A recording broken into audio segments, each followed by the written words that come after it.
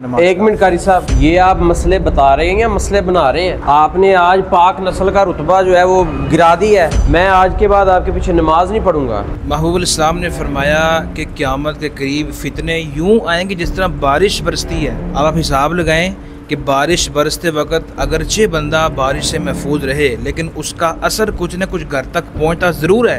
ऐसे ही जब क़यामत के करीब का दौर होगा, फितनों की भरमार होगी।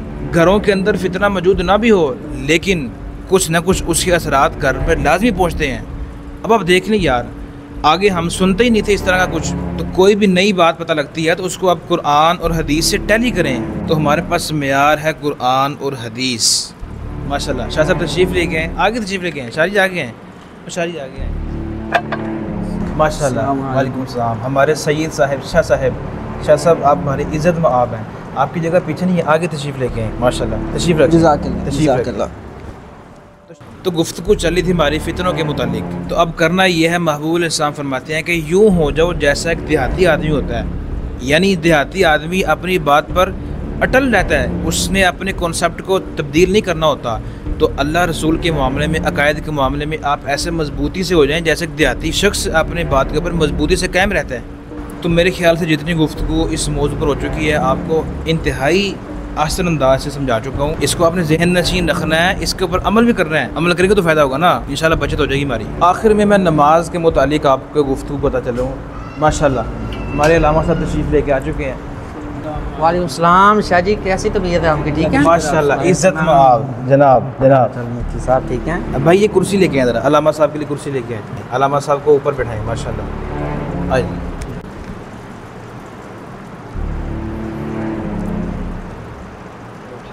बैठे मुफ्ती साहब? आप बैठे, हम भी बैठते हैं इंशाल्लाह। तशरीफ़ रखें। माशाल्लाह। तो अब आखिर में नमाज का मसला डिस्कस कर रहा था मैं आपके साथ। तो मसला बड़ा इम्पोर्टेंट है नमाज। एक मिनट कारी साहब, ये आप मसले बता रहे हैं या मसले बना रहे हैं? ये क्या किया अभी आपने? नहीं, ये कहाँ से बात आ गई? क्या कहना चाह रहे हैं आप? आपने आज पाक नस्ल का रुतबा जो है वो गिरा दी है। मैं आज के बाद आपके पीछे नमाज नहीं पढ़ूंगा। मेरे भाई ज़रा तहम्मुल के साथ तो बताएं, हुआ क्या है? शाह जी आए हैं जिनका ताल्लुक एक पाक ख़ानदान से है, उनको आपने ज़मीन पे बैठा दिया है। और अल्लामा साहब आए हैं तो उनके लिए आपने कुर्सी जो है वो मंगवा ली है। ये कहाँ का इंसाफ है? मेरा तो दिल आपसे बदजन हो गया है। ऐसी कैसी हरकत आप कर सकते हैं? हाँ मेरे प्यारे भाई, ठंडे हो जाएं। मेरे ख्याल से आपके मुताले के अंदर कुरान का मुताला शामिल नहीं है। अल्लाह फरमाता है कुल हल यस्तविल लज़ीना यअलमूना वल्लज़ीना ला यअलमून। महबूब इनसे पूछें कि क्या इल्म वाले और बगैर इल्म के जो लोग हैं बराबर हो सकते हैं?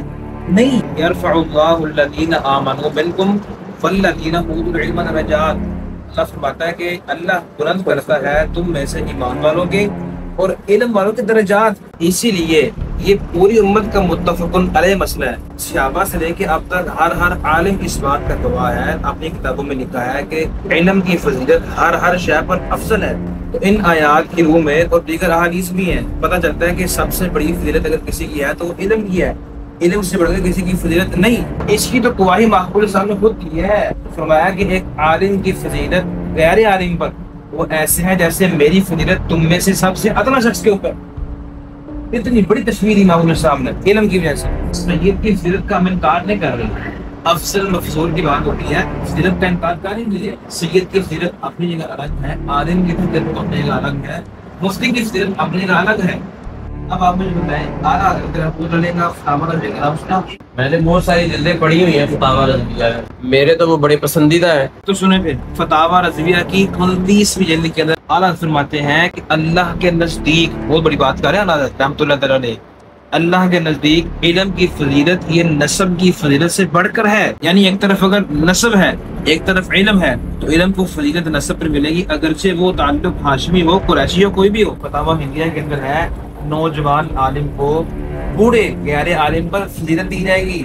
ऐसे ही वो शख्स जो आलिम है वो गैर आलिम से अफजल होगा, अगरचे वो सैयद गुना हो। मेरे भाई, हम शाह साहब की फजीलत के मुकर नहीं है, सैयद हमारे सरों के ताज है। हम तो कहते हैं कि यार अगर ये कहीं आए, इनको डिस्काउंट दें, चीज फ्री दें, इनसे खिदमात लें ही, इनकी खिदमात करें। जैसे कि हमारे बुजुर्ग क्या करते थे। मजीद इस मसले को सुने कि एक तरफ अगर सईदा है तो उसको निकाह के लिए अपने हमपल्ला सैयद का होना जरूरी है। किसी आम बंदे से उसका निकाह नहीं हो सकता। अगर आम बंदे से करना है उसके लिए आलिम होना जरूरी है, यानी आलिम सैयदा के बराबर होकर इनका निकाह आपस में हो सकता है। माशाल्लाह, किताब मैंने तहम्मुल से आपका पूरा बयान सुना है। हम सादात किराम का बिल्कुल यही अकीदा है जो मुफ्ती साहब ने बयान फरमाया। जब शरीयत का ये हुक्म है तो सादात किराम को इसमें कोई इत्मीनान नहीं। अगर तो मसला वाकई ऐसे है तो हमें शरीयत के ताबे होना चाहिए। तो आज से इस मसले में मैं अपना अकीदा दुरुस्त करता हूँ।